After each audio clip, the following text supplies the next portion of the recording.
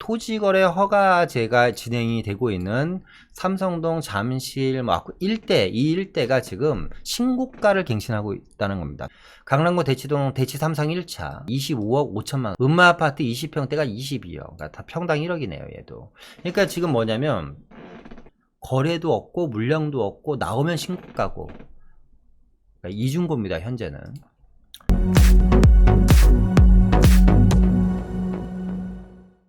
안녕하십니까, 부동산경제학의 황현입니다. 자, 오늘은요 다주택자가 지금 당장 해야 할 일이라는 주제를 가지고 한번 이야기해 보도록 하겠습니다.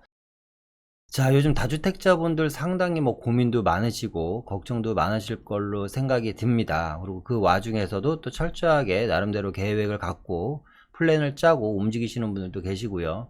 저희 사무실에 오시는 분들 대부분들이 사실상 다주택자들이기 때문에 제가 그 누구보다도 다주택자 분들이 어떤 고민을 하시고 어떤 생각을 하시고 어떻게 움직이려고 하시는지를 누구보다 잘 알고 있습니다. 그래서 오늘은 어떻게 내가 행동을 해야지 되는지에 대한 이야기를 한번 해보도록 하겠습니다.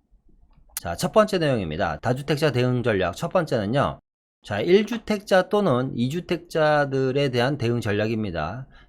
일단은 1주택자 분들 같은 경우는요, 제일 많이 고민하시는 게 그거예요. 이제 상급지 갈아타기. 그런데 이제 요즘 상급지 갈아타기로 가길 원하시는데 요즘 15억 이상에 대해서는 또 대출이 안 나오다 보니까 그거에 대한 고민들도 상당히 많으십니다. 근데 어쨌거나 지금 앞으로 이제 이 양극화가 진짜 어마어마해지거든요. 초양극화 시대가 점점 속도가 빨라집니다. 이 양극화에 대한 이야기는 제가 조금 이따 다시 하겠지만, 그렇기 때문에 1주택자분들은 지금 제일 고민인 게 상급지 갈아타기입니다. 그런데 내가 만약에 상급지로 갈아탈 만한 재정이 안 된다 그러면 임대사업자 제도를 좀 활용해 보시는 것도 괜찮다. 무슨 얘기냐, 일단은 1주택자분들 중에서 내가 갖고 있는 부동산을 매각을 한 다음에 상급지로 가실 분들은 상급지로 가실 수 있는 능력이 되시는 분들은 상급지로 갈아타시는 게 마땅합니다. 지금 상급지로 이동을 못 하시면 앞으로 점점 더 상급지로 갈아타기 정말 힘든 시장이 올 수도 있기 때문에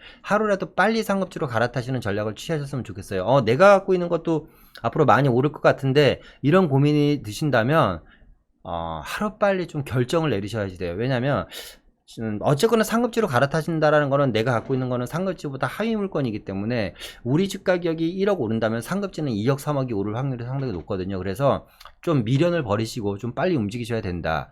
또 다른 내용은, 그러니까 내가 갖고 있는 아파트가 만약에 상급지가 아니라면 여유자금 1억 5천 2억 정도, 아니면 1억 미만으로도 충분히 가능합니다. 1억 미만으로도 가능하니까 가급적인 상급지, 그러니까 상급지라는 그러는 지역은 어디에? 서울 도심권이죠. 사대문 안. 제가 방송에서 항상 강조하는 게 어디죠? 사대문 안입니다. 사대문 안이라든가 마포라든가 용산이라든가 성동구 쪽에 있는 향후에 재개발이 될 만한 곳들을 잘 찾아보시면 지금 또 재개발을 하려고 들썩들썩 움직이는 데들이 많거든요. 그러니까 동의서를 얻는다든가 아니면 동의서를 얻기 위해서 사람들이 지역 주민들이 분주히 움직인다든가 이런 지역들은 작게는 1억 미만으로도 가능하고요. 아니면 1억 5천에서 2억 정도로도 충분히 그런 지역에 투자가 가능하기 때문에 임대사업자를 활용하는 방법도 한번 고민해 보셔라. 왜 그러냐면 2주택이 됨으로 인해서 종합부동산세에 대한 것을 내가 감당할 수 있느냐, 종합부동산세를 내가 감당할 수 있느냐 없느냐를 한번 고민해 보셔야 된다. 그런데 이 다세대 주택이나 단독다가구 주택 같은 경우는요, 사실상 이 공시가액이 상당히 낮습니다. 그러니까 예를 들어서 한남뉴타운 같은 데만 보더라도 매매가 15억짜리 다세대가 다세대죠. 물론 나중에 아파트를 받기 위한 재개발 물건이긴 합니다만 매매가 15억짜리 빌라가 공시가액은 4억 요 정도밖에 안 되거든요. 아파트처럼 공시가율을 현실화시킬 수 없는 게 단독다가구 다세대입니다. 제가 그거는 제 앞선 영상에서 몇 번에 걸쳐서 얘기했기 때문에 이유에 대해서는 얘기하지 않겠습니다. 그렇기 때문에 제 생각에는 상급지 갈아타기 또는 임대사업자를 적극적으로 좀 활용을 해서 새로운 제2의 제3의 플랜을 좀 만들어 놓으시는 게 맞다. 2주택자 분들 같은 경우는 다른 거 고민할 거 없습니다. 무조건 똘똘한 한 채로 갈아타셔야지 됩니다. 어설프게 종부세에 대한 부담감을 안으면서까지 주택을 두 채씩 가져가실 필요는 없거든요. 이렇게 그렇다면 하루라도 빨리 똘똘한 한 채로 갈아타는 플랜을 잡으셔야지 돼요.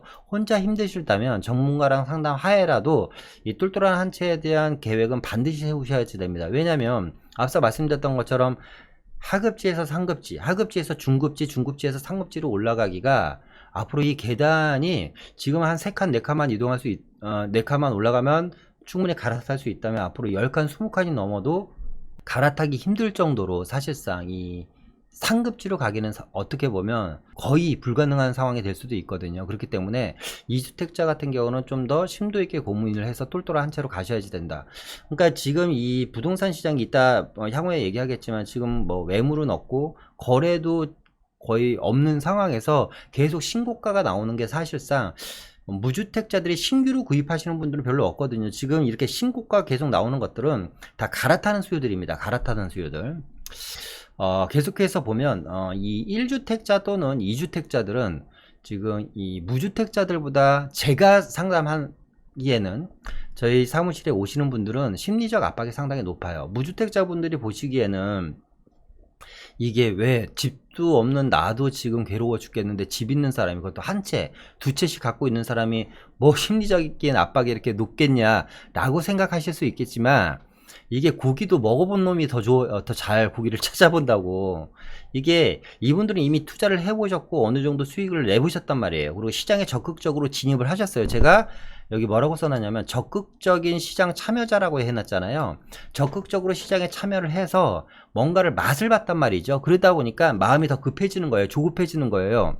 내가 사는 아파트가 똑같이 3억 주고 샀어요. 나도 3억 주고 사고 개똥이도 3억 주고 샀는데 내가 3억 주고 산 아파트는 5억밖에 안 됐는데 개똥이가 3억 주고 산 아파트가 7억이 돼버린 거예요. 그러니까 더 불안하고 더 마음이 막 조급해지는 거예요. 그러니까 아예 처음부터 없었으면 미련이라도 버리겠지만 그렇지 않은 상황이다 보니까 시간이 가면 갈수록 격차는 점점 더 벌어지고 있다. 그러다 보니까 이런 분들은 적극적으로 지금 적극적으로 시장에 참여하면서 상당히 빠르게 움직이고 있기 때문에 만약에 아직까지 고민을 하시는 분들이 있으시다면 좀 더 구체적으로 좀 정확한 플랜을 세우셔서 움직이셨으면 좋겠다. 그래서 1주택자와 2주택자에 대한 이야기를 한번 해봤고요.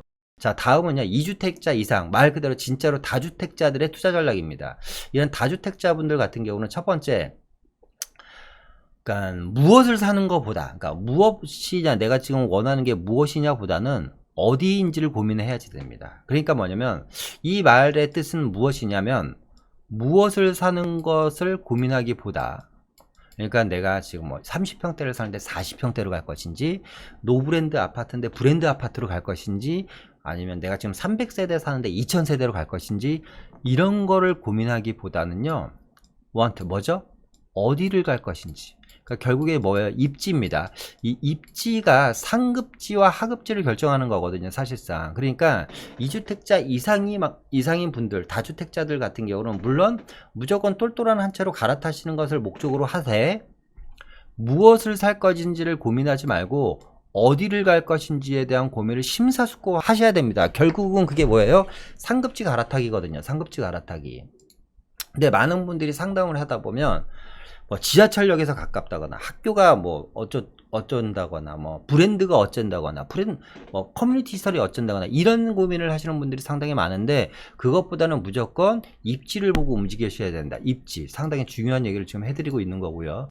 세금이라든가 정책을 따지는 이후에 철저하게 수립을 해서 역시 똘똘한 한 채로 갈아타셔야지 된다. 쓸데없이 종부세를 많이 내면서 특히 소득도 없으신 분들이 종부세를 내면서 버티기는 상당히 쉽지 않거든요. 그러니까 똘똘한 한 채로 갈아타는 것을 하루라도 빨리 움직이셨으면 좋겠다. 무거운 보유세죠. 역시 똑같은 얘기입니다. 소득이 없다면 과감히 정리를 하셔야지 된다는 얘기고요. 이 정리하는 과정에서 제가 앞서 말씀드렸던 것처럼 정리하는 과정에서 뭐가 초양극화는 어마어마하게 빠른 속도로 진행된다. 정리하는 과정에서 초양극화는 어마어마하게 빨리 진행이 된다라는 걸 아셨으면 좋겠어요. 그러니까 지금은 이런 규제로 인해서 특히 이제 임대차 3법도 마찬가지인데 이 초양극화를 불러일으키는 여러 가지 원인들이 지금 복합적으로 지금 이루어지고 있습니다. 앞으로는 집을 살 수 있는 사람과 그렇지 못하는 사람, 그리고 상위 지역으로 갈 수 있는 사람과 그러지 못하는 사람이 철저하게 구별이 될 거고, 그러니까 신계급 사회가 만들어질 확률도 상당히 높습니다. 물론 정부가 여러 가지 제도를 규제를 하고 뭐 다주택자들한테 여러 가지 세금을 매기고 뭐 이런 일들이 이런 뭐 초연극화에 대한 불안 심리를 좀 어느 정도 해소를 하고 무주택자들한테 내 집 마련을 할 기회를 주려고 하는 것은 동기는 충분히 이해합니다만 제가 봤을 때는 방식이 좀 시장과는 맞지 않다 보니까 어쨌거나 이렇게 양극화 시장이 어마어마하게 빨라지고 있다라는 겁니다. 그러니까 쉽게 얘기하면 2주택자든 3주택자든 간에 만약에 주택을 매도를 한다면 뭐부터 매도를 하겠습니까? 첫 번째, 가격이 제일 많이 안 오른 거, 양도소득세를 피해야지 되니까 양도소득세를 조금씩 내야지 될 거 아니에요. 그러니까 가격이 제일 많이 안 오른 것과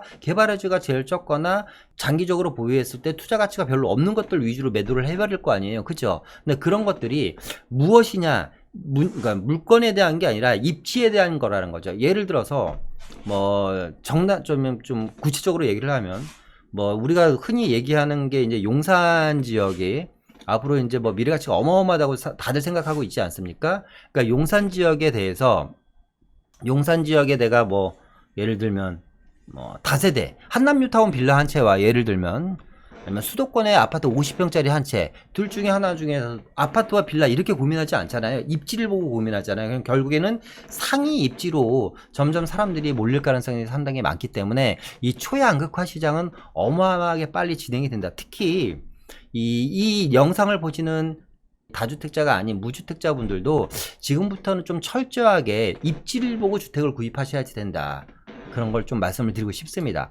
계속해서 보겠습니다. 이제 뉴스를 한번 볼게요. 뉴스를.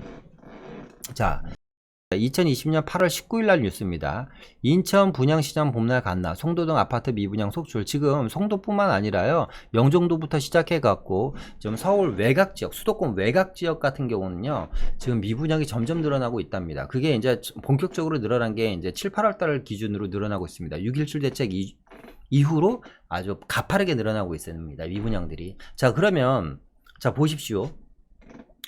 그러니까 어쨌거나 이런 기존에 송도에 있는 미분양이라든가 수도권에 있는 미분양들을 누군가 집을 다 사버렸을 거 아니에요. 그죠? 그러니까 미분양이 해소가 됐겠죠? 해소가 됐습니다. 미분양이 해소가 되고 미분양이 해소되면서 그 미분양 아파트에 실제로 실거주한 사람들도 있지만 뭐 다들 아시겠지만 미분양 주택의 한 50% 60%는 다주택자들이 사잖아요. 그죠?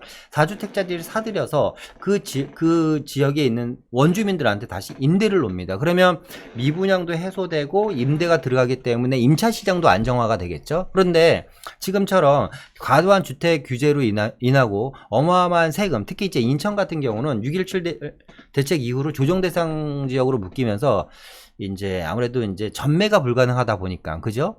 5년 동안 그리고 무조건 보유를 해야 된다는 압박이 있잖아요. 그러다 보니까 분양이 잘 안 되는 것 같아요. 그런데 외곽지에 있는 미분양들이 점점 늘어난다는 건 무슨 얘기냐? 양극화 시장이 어마어마하게 빨리 진행이 되고 있다라는 걸 반증하는 겁니다. 보십시오. 앞으로 내년 정도 되면 수도권의 미분양이 다시 한번 엄청난 화두가 될 겁니다. 자, 그래도 그러면 그때는 과연 어떻게 할 것인지. 건설은 많이 해놨어요. 당장 올 하반기부터 서울 지역은 없습니다만 수도권 및 지방에 약 8만 가구 정도가 육박하는 물량이 분양을 하기 시작합니다. 제가 봤을 때 그 8만 가구 중에 거의 대부분은 미분양이 날 확률들이 상당히 높은데 그러면 또 다른 이제 그 문제가 생기는 거죠. 주택 가격이 많이 오른 것도 문제고 다주택자들이 집을 많이 갖고 있는 것도 문제인데 문제는 뭐냐 미분양이 새로 많이 발생하는 것도 이것도 어떻게 보면 큰 사회 문제일 거 아닙니다. 미분양이 많이 발생함으로 인해서 건설업체들이 도산을 하고 문제가 생기고 실업자들이 또 대량 발생하고 하도급을 받아야지 되는 하도급을 받은 업체들에서 공사대금을 제대로 받지 못해서 또 도산이 나고 이러한 또 일들이 일어날 수도 있다. 근데 어쨌거나 그 얘기까지 얘기하면 얘기가 너무 길어지고 복잡해지니까 너무 멀리 간 거니까 이런 미분양이 늘어나는 것 자체가 지금 뭐예요?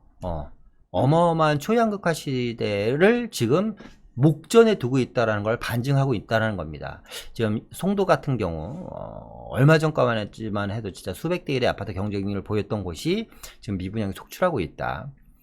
네, 송도뿐만의 문제는 아닙니다. 자, 다른 뉴스 한번 보겠습니다. 8.4 대책 뚫고 대치 잠실 신고가 힘 못 쓰게 하는 중요한 건 뭐예요? 토지거래 허가제가 진행이 되고 있는 삼성동 잠실 일대, 이 일대가 지금 신고가를 갱신하고 있다는 겁니다. 토지거래 허가제는 뭐죠?